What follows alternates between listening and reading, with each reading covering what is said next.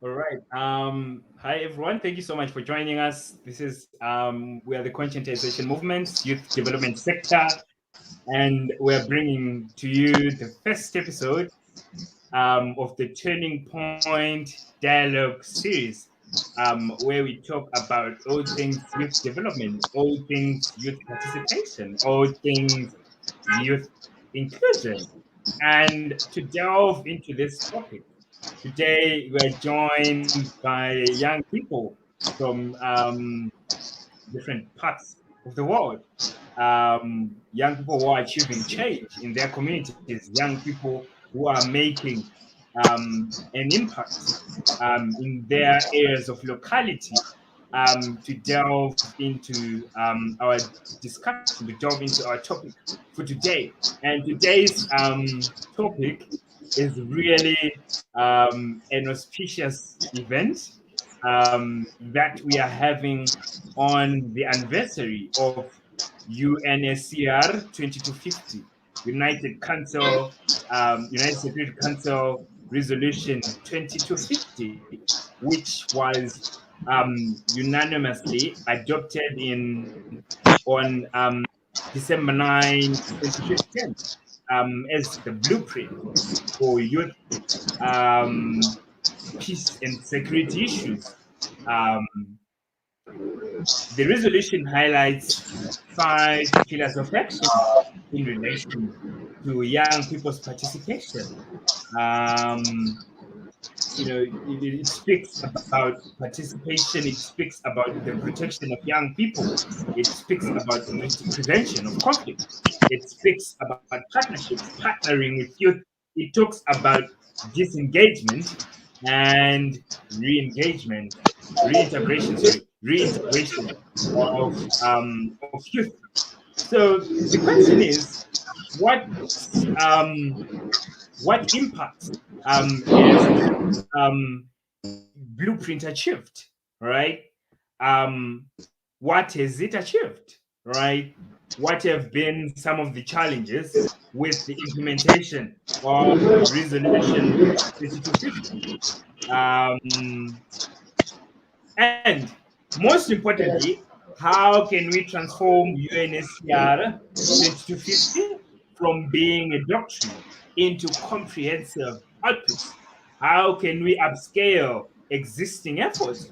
How can we mitigate some of the challenges that is in place with the implementation of this specific resolution? So it is my pleasure to introduce our speakers today. We're joined by Mr. Septi Khairullah, who's joining us from Indonesia. Septi is a youth advocate in his locality. Is achieving change in his community through various organizations and initiatives he has been participating in. And we are joined by Mr. Moses Uyang, joining us from Nigeria.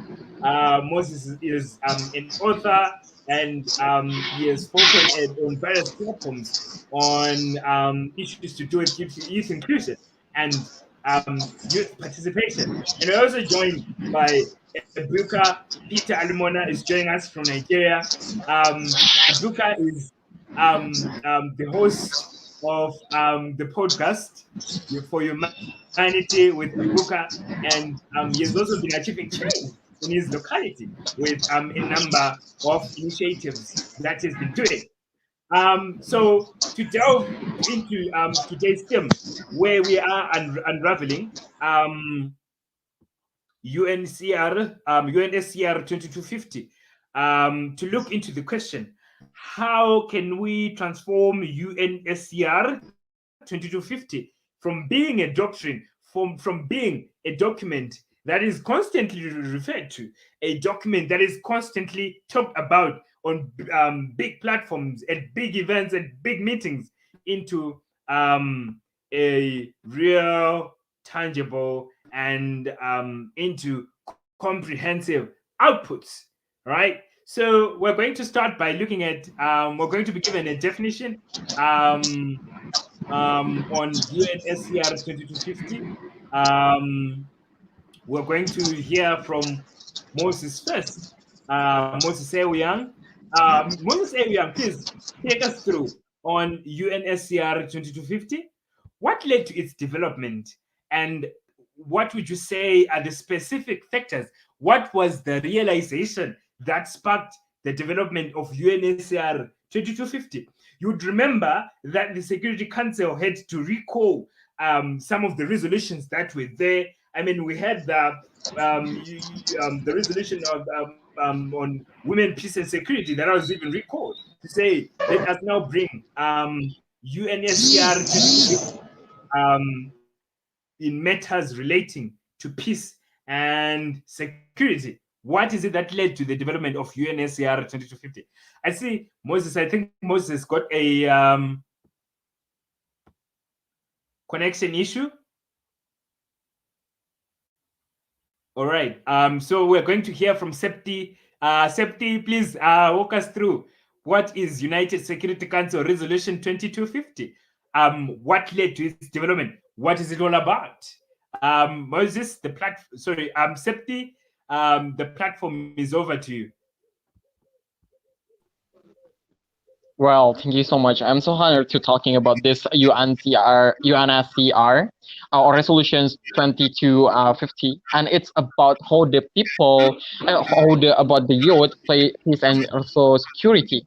And when we're talking about how this UNSCR or Resolutions 2250, we also recognize the importance of youth in the establishment of the balance of the world, especially how to make the youth have the participations, protections, preventions, partnerships, and also disengagements and also reintegrations. So that's how we're talking about youth today, especially in this COVID-19. I would like to mention about how the youth have a lot of unfortunate situations, have a lot of things as our risks, as our things that we need to handle, especially before this COVID-19. We really have like youth movement and etc. etc. But after this COVID-19 is also attacked our participations in offline, our participations in a lot of things such as class and movement. And that's how I would like to engage about this UN Security Council resolutions 22 and 50 in how we can transform the youth participations in new era in new COVID-19. Thank you. Okay. Thank you so much for that brief and lovely introduction, Septi. It was really nice to hear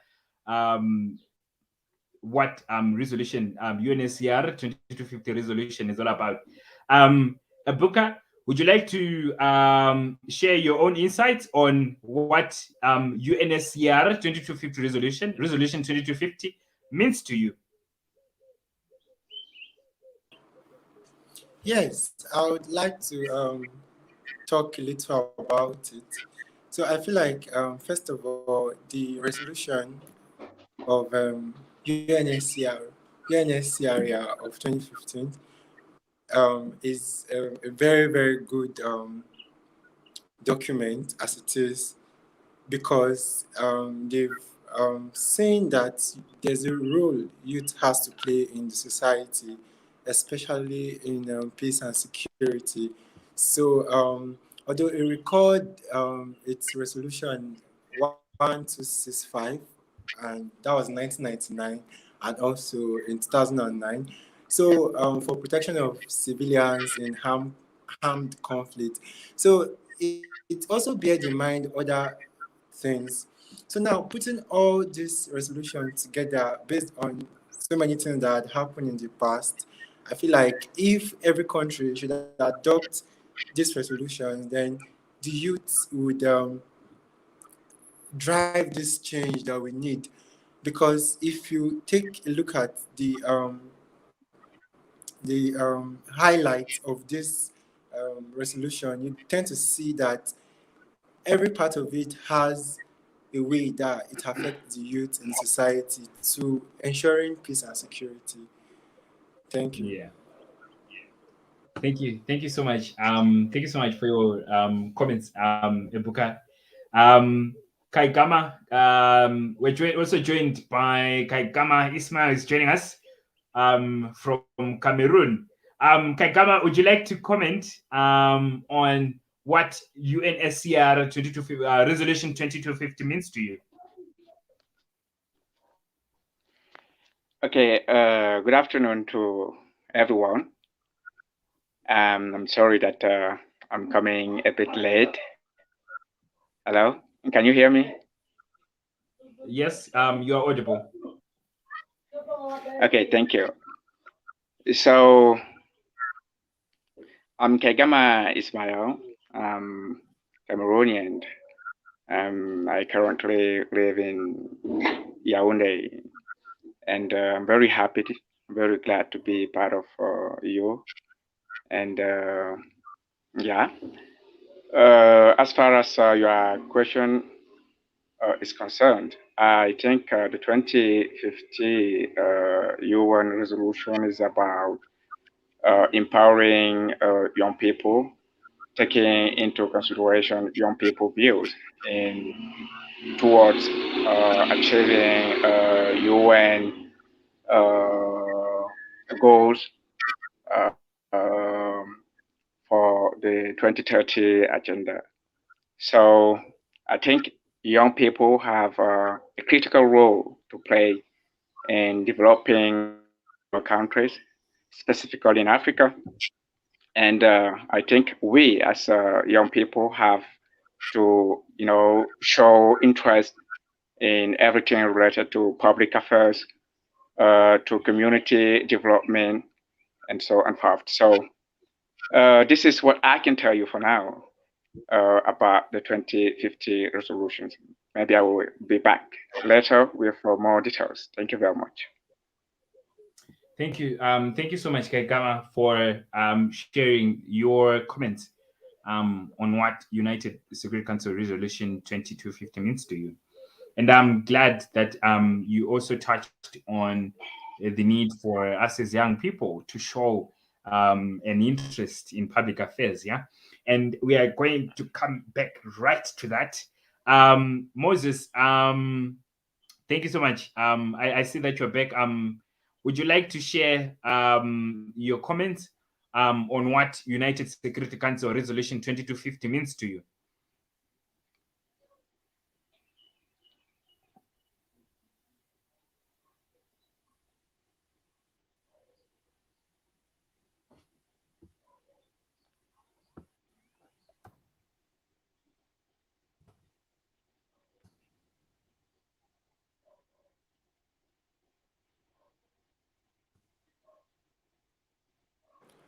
I think his network is failing him, so Yeah. you could just Okay. type his comment and share it on the screen. Okay.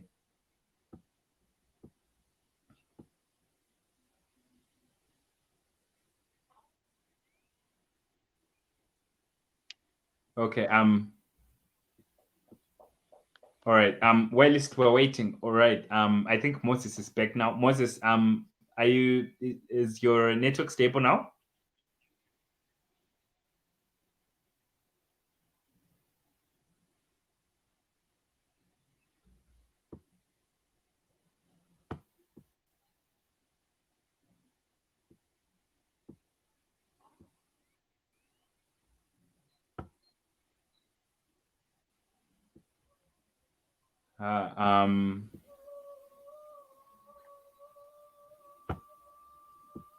I think.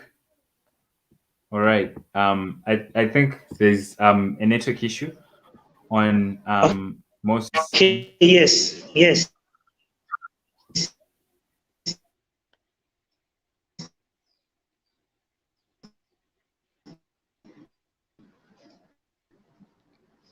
Sorry.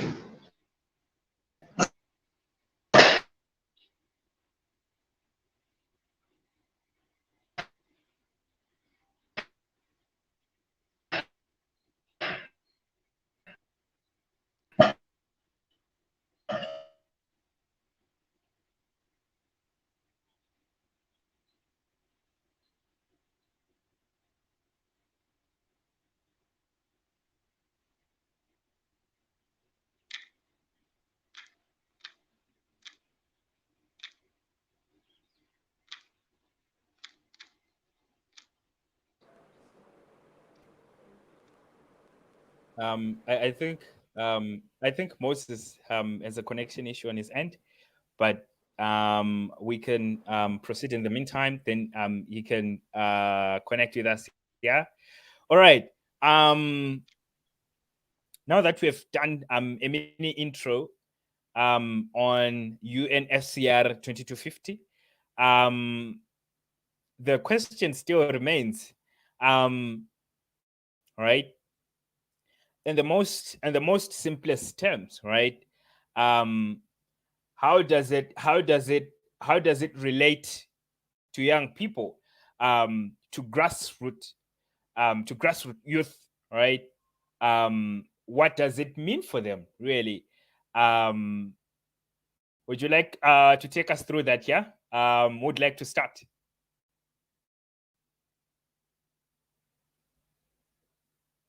Ebuka, would you like to go I would first? like you to ask the question again. Yeah, I would like you to ask the question again, please. Okay.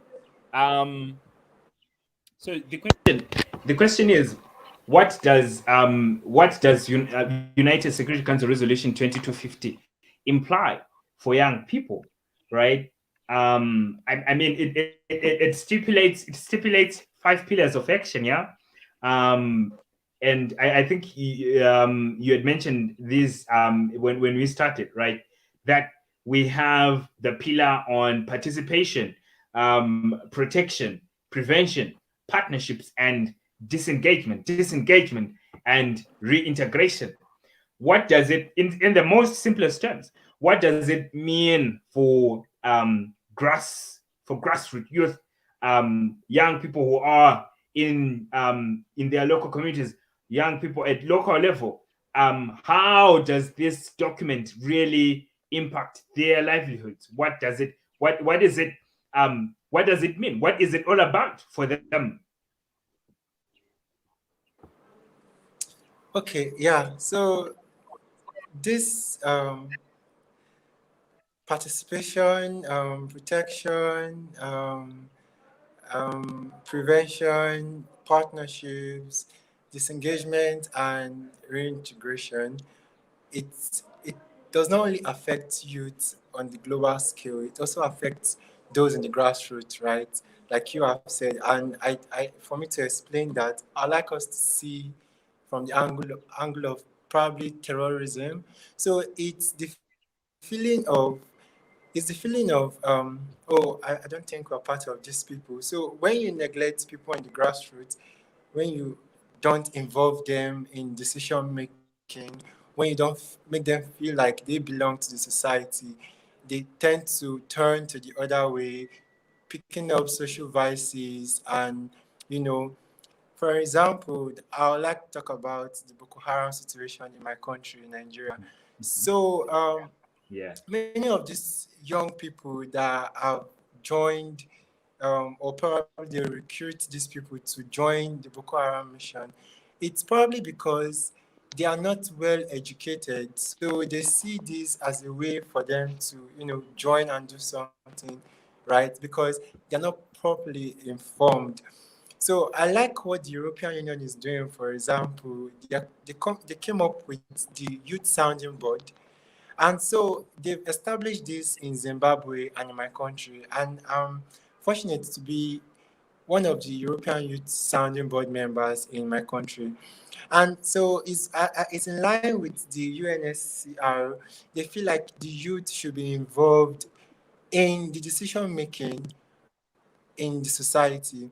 So in the grassroots, I feel like it has a lot of roles to play. When you don't involve the youth in the grassroots, then at the end of the day, we see chaos, we see anarchy, we see different things going on in the country, which is actually going on at the moment in so many parts of Africa.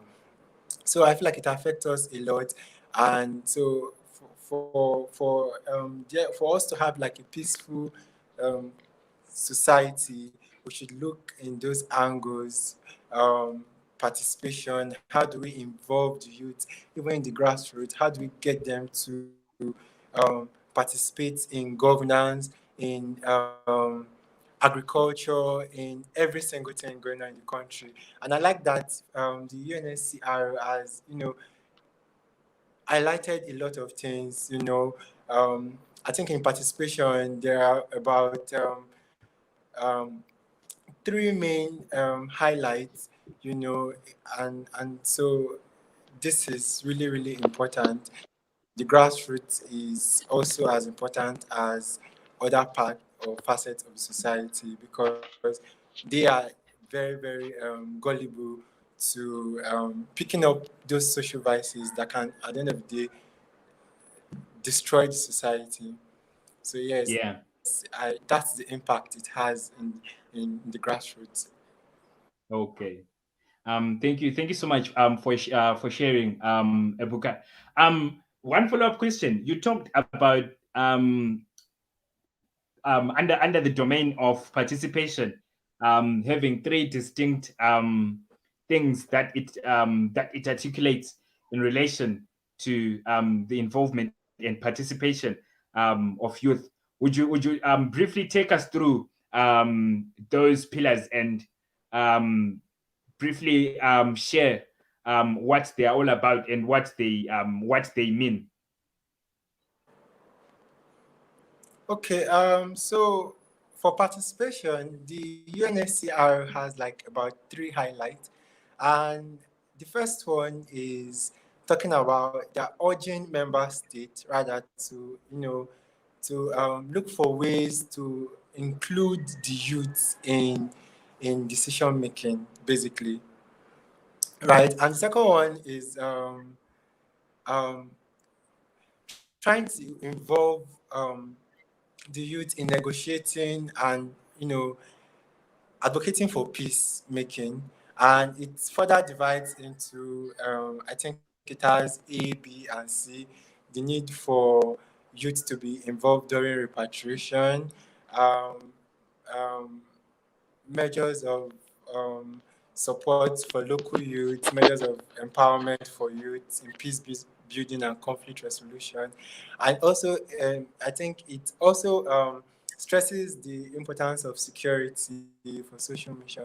So all these are like areas for participation that the UNSCR has seen, that they've entrenched in the document to see that these are areas where the youth should be involved, and um, because they are youth, they understand things, they're quite conversant with the trends of society. So they should be involved in decision making. They should be involved in negotiating and implementing peace agreement. They should, and this could include repatriation, resettlement, and rehabilitation. And also, this can come in form of support for local peace initiative and indigenous processes, and also empowerment of the youth in peace building and resolution. So all these are like the components of the participation if you check the document, and um, I think basically that is it. Okay, thank you so much. Thank you so much for sharing, Ebuka, and for your response. I'm seeing Moses is back. Moses, would you like to share what United Security Council Resolution 2250 means to you? And in the simplest term, what do you think, from your own understanding, what does United Security Council Resolution 2250 really mean for young people?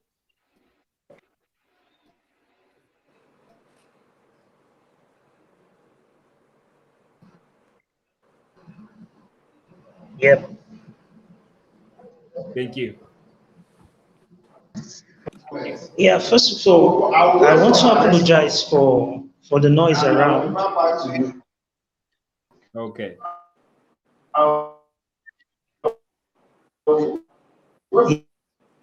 Yeah.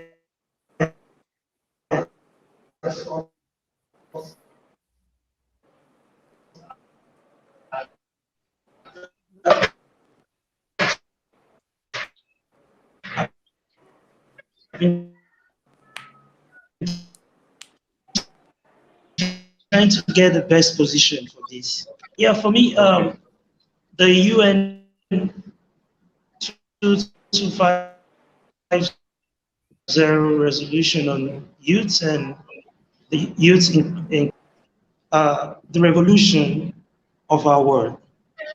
Without young people, we cannot grow, and without old people, I see in which we can follow.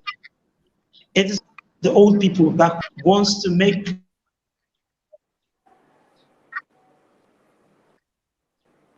the young people revolution coming to the acceptance that the world as it is today, there is greater need for collaboration. Can you hear me? Yeah, we can. Can you hear me? Yeah, we can. Very good. There's greater need for collaboration. Take for example, in a normal family setting, we have the father, we have the mother, and we have the children. For those that have children, now this is just a family setting with children. In the world today, you realize that most parents don't just take decisions on their own. Can you hear me? Yes. There's what is called family meetings. And in family meetings, if you have children, you don't just hold family meetings like that without your children. So it is in such meetings, you come up with what will help the family. You consult the children, ask them of their need, their challenges, what's their problem, and what will be the likely way forward. Can you hear me? Yes. In all honesty, even though it's a youth resolution, it is not meant just only for the young people. Mm-hmm. This is my belief. Even though it's a resolution for youth, it's not meant just for the young people, because as young persons, as young people, we are constantly in need of motivations. We are constantly in need of directions, and these are the things that put us in the proper platform. So for me, I believe this resolution is a platform in which we become better adults and in which we help our societies to become better societies. So that's what I think. Thank you. Thank you so much, Moses. And before we move on to the next panelist, I would love to follow up a bit on one key question. What I like how you Okay. really how you broke it down. My follow-up question is, what is it really? What was the realization? What led to its development? What specific factors led to the development of this important doctrine? Yeah, I think with the growing crisis around the world, and we have terrorists around, we have now these group of persons, they have easy access to young people. And young people with the energy we have, and sometimes with the sense of not having the proper direction, we easily fall into the arms of those that are eager to destroy society. And as one of the organizations stated that not including young people in decision making is a structural and psychological violence. Can you hear me? Okay. Yeah. One of the organizations, it says, not including young persons, young people in decision making is a structural and psychological violence. For me, I think what really led to this is the fact that our leaders, decision bodies, they have realized how important young persons are in either creating peace or creating disharmony in the society. So instead of just leaving this energy to go to waste, they have decided to channel it properly to be put to proper use. So it's because of the so many crises around the globe, and the, the the possibility or the likelihood of having more young people go into crime if they are not properly being engaged. So I think that's it. Thank you so much for your response, Moses. And before I move to Septi and Kaikama, for us to move to the next question, I would love to do a follow-up question. Both of you did mention that there was generally this realization that if young people are not involved fully, they will resort to violence. And I remember that Ebuka referred to the Boko Haram situation in Nigeria. So my question is, really, what is the basis? What was the basis of saying that, let us now come up with resolution, United Secretary Council resolution 2250? Was it out of fear, or do young people really, was it a realization that young people in actual fact have got the potential to contribute to important discussion? Should young people, so my question is, should young people be included in development issues? Because if they are not included, they are a threat. They are a security issue. Thank you. Would like to go first. Ebuka, would you like to go first? Can I talk? Yeah. Yeah. Yeah. Okay. Oh, okay. So I don't think it's out of fear. I think it's out of realization that there is this power that lies with the youth. So I think we have someone from Indonesia. So probably you're familiar with the sage, what they call sage, people they call sage.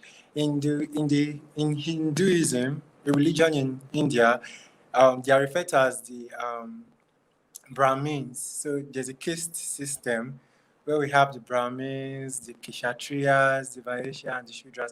So the Brahmins are like the priests who are referred to as sagacious people. So over the time, or over time, old people has been seen to be like the wise people, and so every other person should learn from the old people, and so that's how gerontocracy was bettered. So old people ruling, older people. So the youths are supposed to learn and learn and learn. But you know, over time they realized that the youths are actually very intelligent people. They're actually very sagacious too, and they have a role to play in the society. And when you want to address issues that are coming up in the society and it involves the youth, who else can fix these things if not the youth? So over time, they've realized these things and they've seen that, oh, the youth are the people for this. We need their ideas because they know how to. Okay, so we are all here and we are all youths and we know how to um, talk to ourselves.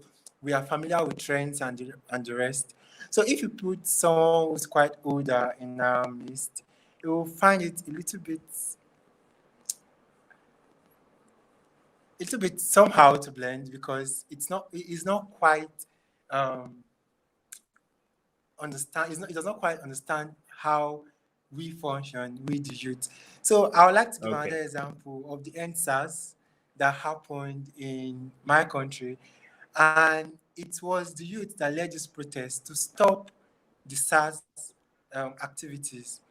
And the youth coming together was able to influence this and make it a reality. So I don't think it's out of fear that the UNSR 250 was enacted. I think it's out of realization that the youth have a say and they have a role to play in the society. They're not meant to sit back and just watch till they become old. Okay.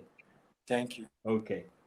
Thank you so much for sharing. Before we go to Moses, I'd like us to go to for us to hear from Septi and Kaigama. I love the word that you mentioned in your during your sharing. You mentioned the word potential, right? We're going to focus on this a bit before coming back to this question, because I also subscribe to the values, and the belief that young people have got the potential. But I would love to hear from you, our speakers for today. Septi, tell us more about the potential that young people have. In what way do you think that young people can participate in development processes? What is it about young people that we say that, it's a definite young people should be included in development processes? They should be included in international peace and security. Over to you, Septi. Then we hear from Kaigama. Okay, well, thank you so much for giving me this questions, especially about the potentials that I mentioned in the first. It's about the spirit. Like when we're talking about young people, about youth, we cannot like disappear or being apart with the spirit. Like every young people in the world and around the world, I see in Africa and in Europe and so much in America, even in Asia, in my country, in Indonesia, young people have that kind of spirit. Like they have that kind of fire in their heart, and that's how we can work, or that's how we can use that kind of things, especially about the spirit, especially about how they can manage this kind of perspective, especially when we're talking about the economic, when we're talking about the educations. Young people have the imaginations, young people have the kind of expectations, or young people have the rest, even like the solutions, like amazing solutions about their online capability, about their online e-commerce, about that they kind of suggestions about the kind of perspective that they have, and that how we that how we emphasize on how they can develop that kind of thing, especially in our country, Indonesia. We're talking about how the young people really included in some of this like in the some of the sites or the filed in the governments, especially when we're talking about the economic. Even our Ministry of Education and our Ministry of Economics is really based on the young people. It's like 20. They have age in 20, around the 20. So it's we can still say it like a young people, because they really work on how they can develop our economic, our educations more better. Even like we know in this COVID-19, many of vulnerable young or vulnerable youths really have this opportunity, like have unfortunate situations, especially they doesn't have maybe gadgets, they doesn't have that kind of providers of internet, or they live in remote area, and that's how the young people really thinks about how we can make like equilibrium development for all of the side and all of the age, especially for the young itself. And even we talking about how the development about online, and young people really close in that. They really work in that, and they really want to engage so much file in the community, even like the old people, the high people in our community sites. Even like lastly, I want to say that young people really have that kind of empathy. They're doing so much volunteering and some file, and that's what we want to believe about their spirit and about their perspective. That's all from me. Thank you. Oh, thank you. Thank you so much for sharing, Septi. I like how you segue. You gave examples referring. Well, I like two words, right? I like that you mentioned that young people have got the spirit, and you also mentioned the economic contribution of young people. You also alluded to the energy that young people have. But before, again, we go back a bit, Kaikama, would you love to answer this question? Why do we say that young people should be included in these processes? What is it about young people that we say that they are imperative to global development processes, to peace and security? And we are going to be hearing this from a legal perspective again. Thank you. Kaikama, please lead us through. Okay, thank you very much, moderator. It's a shame that I don't know your name. Sorry, I would love to yeah. Okay. Yeah. As I said it earlier, young people are energy, and what energy is good for. Energy can transform, energy can develop, and if energy cannot be transformed in a positive way, energy can be transformed in a negative way. Young people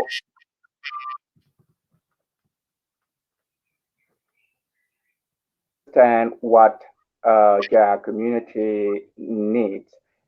They understand well what the problems their communities are facing up, and they are involved in identifying solutions toward uh, solving, the problems. So young people as humans have rights, and the UN considers young people as human, and they have the right to participate in developing their communities, the right to um, participate in building peace and decision making. This is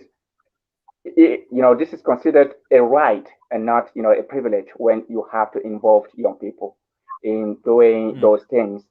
So this is the reason why the UN 2050 resolution is about giving the opportunity to young people to get involved in everything related to the development of their communities, to building peace in their communities, and also to be leaders in their community. And as I said earlier, young people, they understand better what, the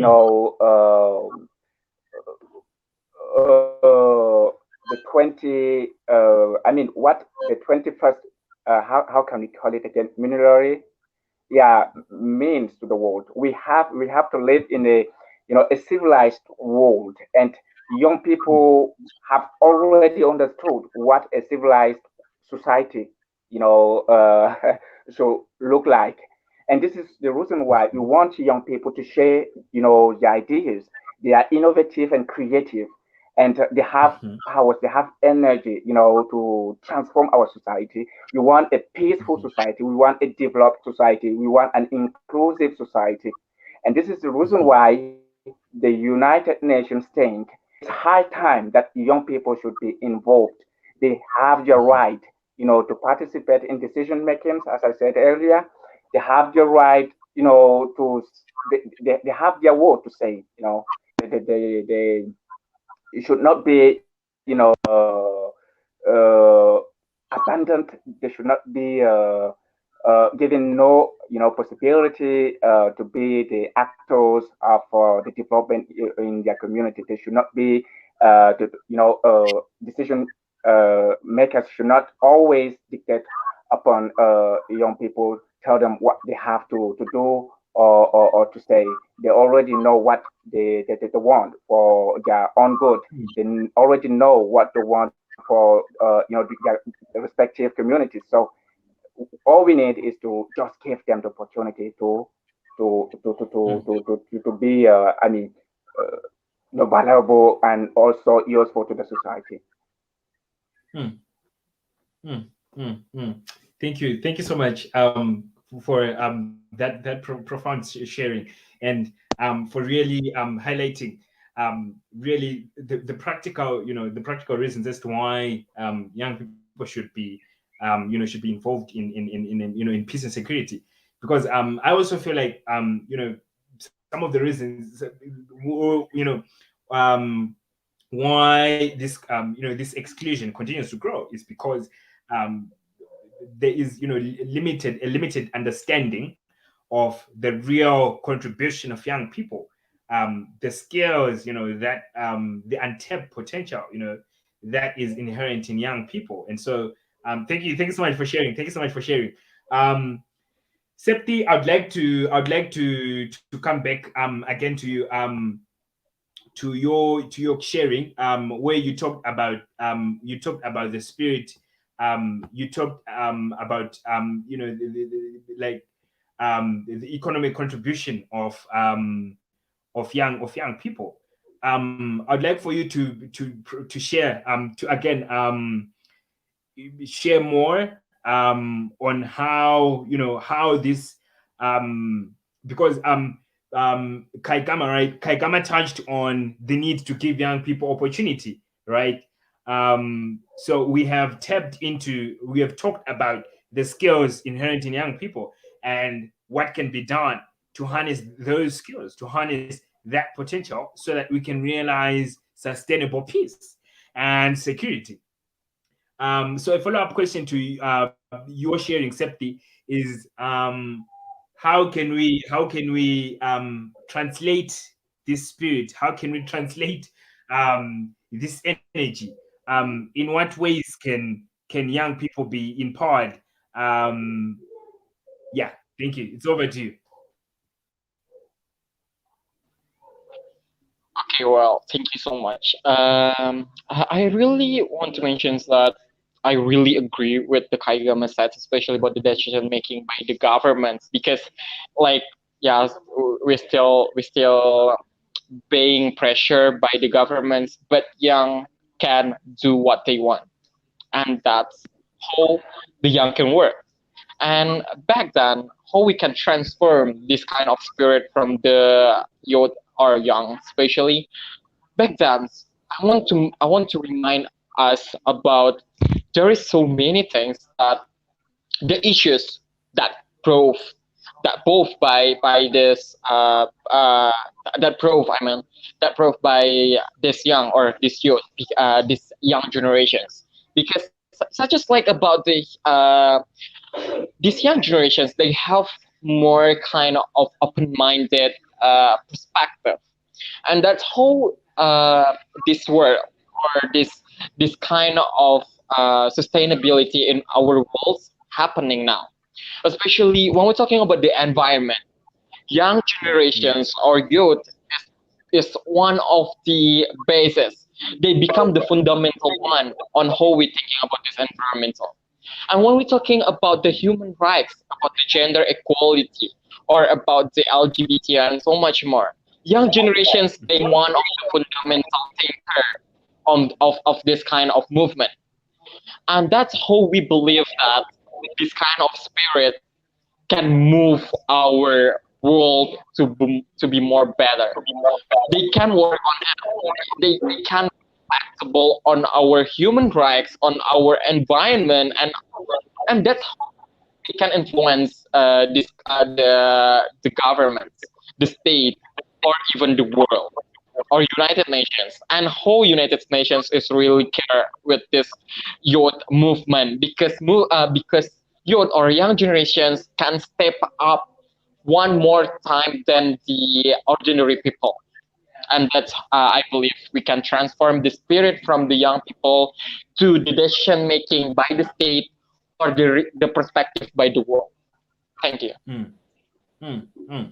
Thank you so much for sharing on how we can really translate that into real tangible change. And I'd love, Ebuka, would you like to comment to this question, that why is it that we say, again from your own perspective, why are young people critical to development processes? And then again, how can this potential be translated into real outputs? Yeah, over to you. So I feel like it's already been entrenched in the document. If we're going by the UNSCR in the participation aspect, how youth can actually be involved in peace and security and nation building. But just to shed more light, I feel like we youths, just like what my colleagues here have just said, we have a lot Yeah. of energy, and so because of that, there's a lot we can do. And so if we're doing nothing, then we're wasting, because you can't get your youthful age back when it's gone.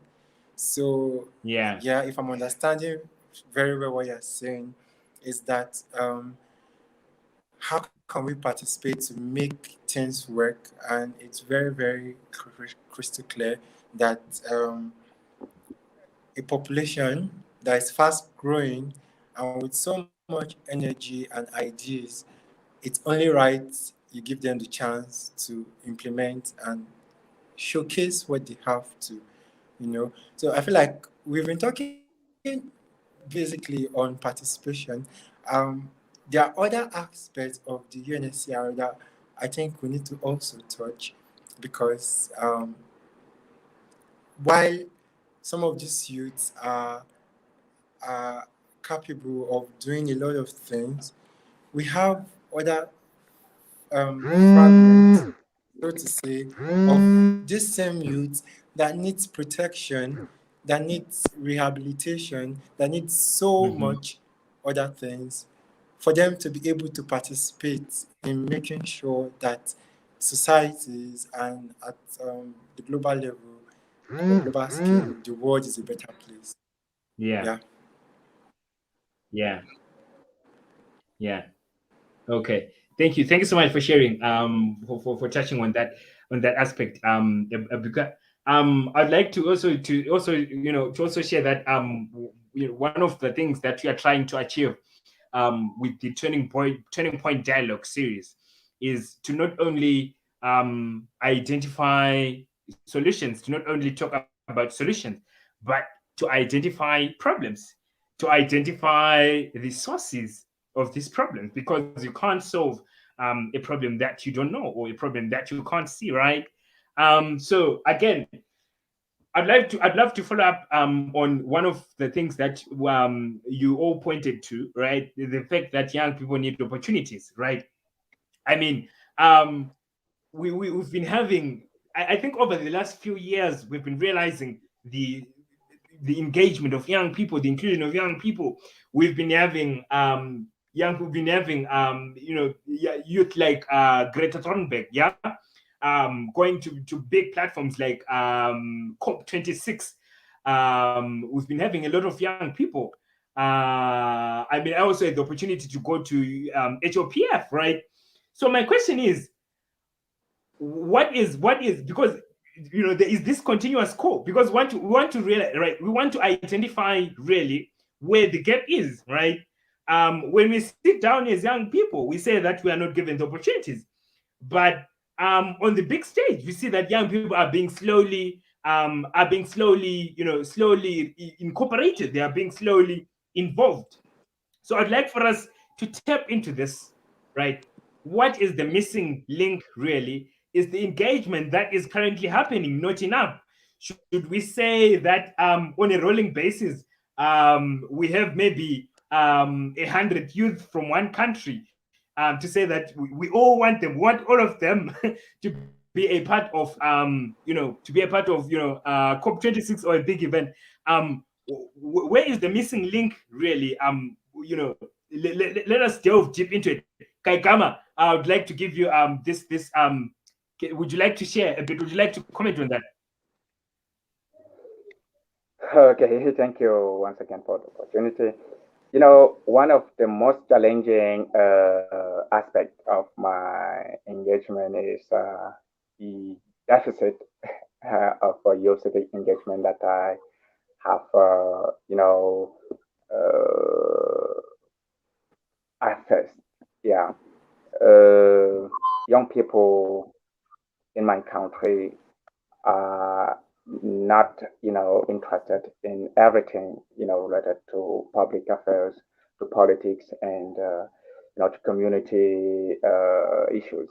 Young people are afraid, of politicians. They think that political sphere is a dangerous place to to go, and it's difficult. This is I have to confess it. I'm having hard time, engaging young people. I can identify 100 young people and end up with only 10 or 15 because the rest will Yeah. be, yeah, and and I really, really, really don't know what to do to fix, this specific problem. And I don't know if I've understood your question. You're asking what is where can be I mean the missing link, if I understood Yeah. you well. Yeah. Yeah.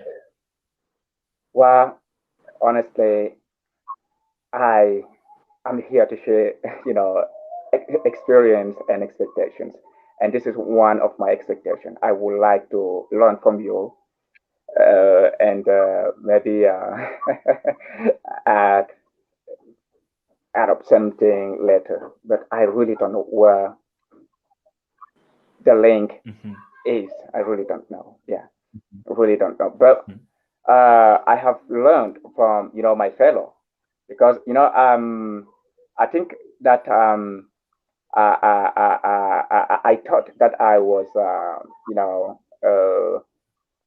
I didn't have the right option to engage young people, but I've been told that the problem is not me, the problem is young people, and I think young people have to to get to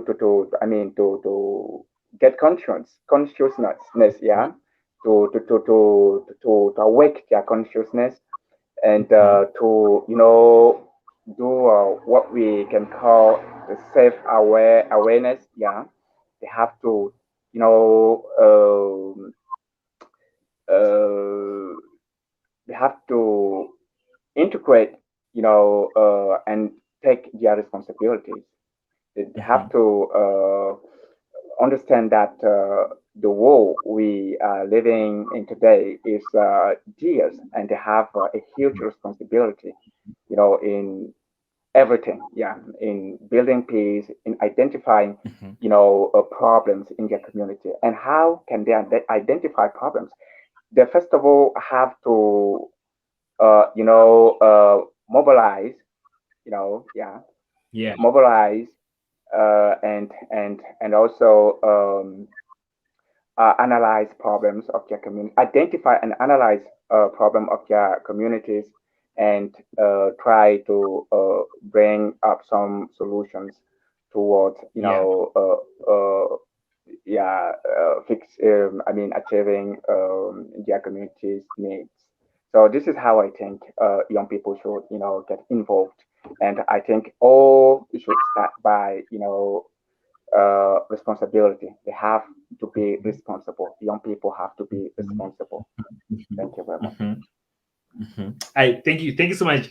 Thank you so much for that profound sharing. I like how you're sharing segue into this call to action.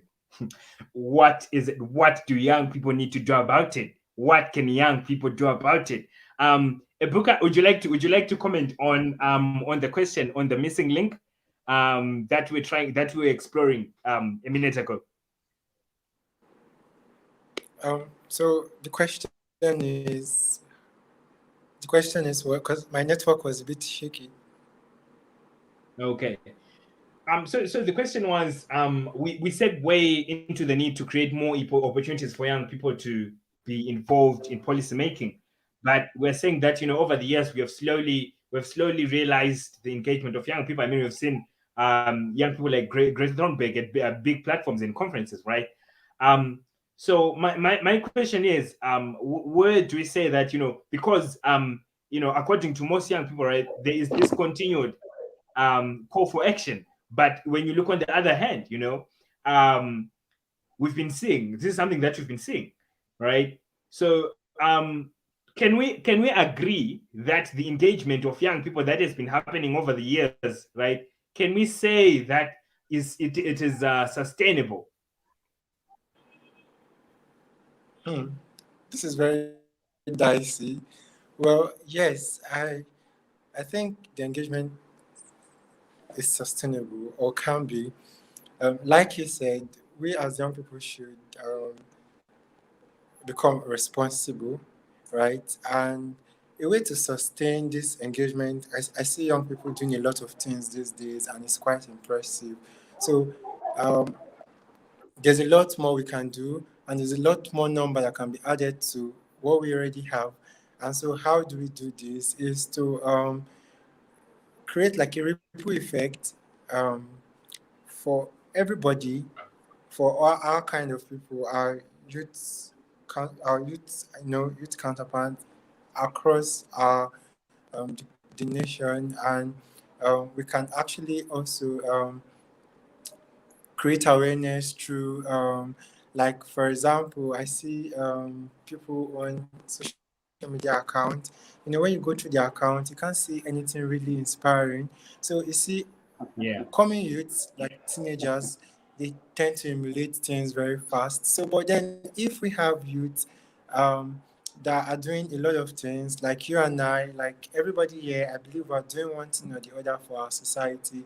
If we can mentor the upcoming youth, who are the teenagers, mentor them, create good content for them, show them opportunities, and be like their extended parent. This will help us have more people that can join. I don't know, but rather a movement, right? That can join this movement of youth engagement and even make it more sustainable. So it's all about creating awareness. It's all about being responsible and not taking advantage of the younger ones that are coming up to become youths like us. And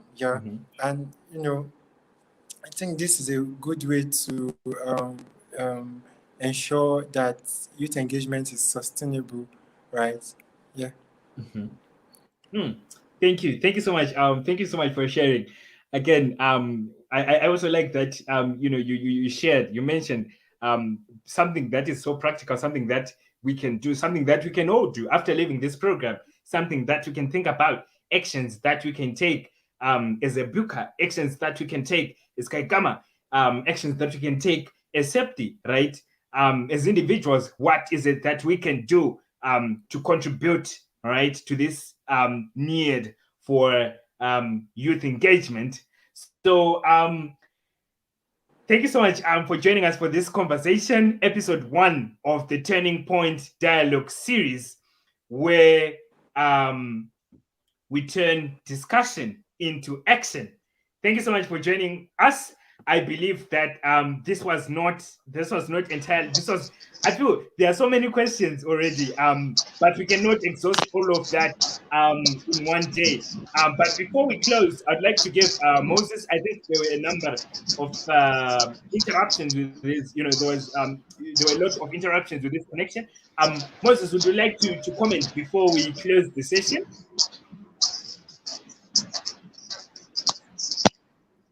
Okay, first of all, see how I've been interrupted by network, and this is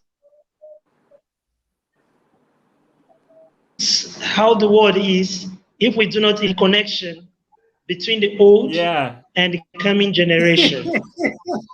So this is what I would like to say.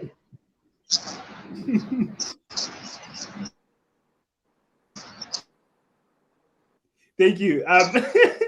Thank you so much, Moses. I liked your sharing when you segue into the ripple effect, the effect of not the effect of not including young people. So thank you so much. Thank you so much for joining Total us. Thank you so much. disconnection. Yeah. Thank you. Thank you so much. Thank you so much for joining us, Moses. Thank you so much for joining us, Moses. And Buka will join us from Nigeria. Mikaka will join us from Cameroon, and Septi who joined us from Indonesia. Thank you so much for joining this session, and it was really a lovely session, and I'm really looking forward to episode 2 of the Turning Point Dialogue series, where we talk about youth engagement and youth inclusion. But we not only talk about these things, we seek to turn these discussions into real action. Thank you so much for joining, folks. Looking forward to seeing you next time. Feel free to comment in the chat section. We'll respond, and looking forward to growing this discussion and following through with its impact. I thank you so much, and all the best. Stay safe and keep well. Thank you.